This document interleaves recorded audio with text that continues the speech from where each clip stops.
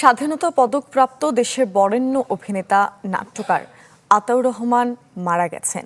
রাজধানীর একটি হাসপাতালে চিকিৎসাধীন অবস্থায় গতরাত 11টা 50 মিনিটের দিকে তিনি শেষ নিঃশ্বাস ত্যাগ করেন।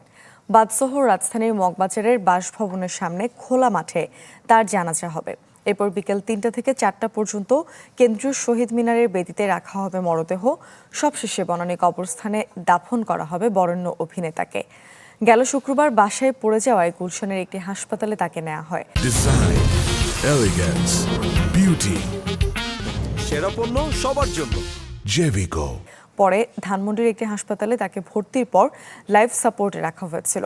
1941 সালের 18 জুন নোয়াখালীতে জন্ম নেয়া আতাউর রহমান বাংলাদেশের সাংস্কৃতিক অঙ্গনে বহুমাত্রিক পরিচয়ের অধিকারী।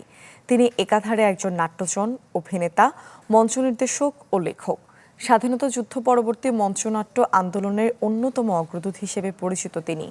দেশের সংস্কৃতি এবং নাট্যাঙ্গনে বিশেষ অবদানের স্বীকৃতিস্বরূপ তিনি পেয়েছেন 21 পদক ও স্বাধীনতা পদক।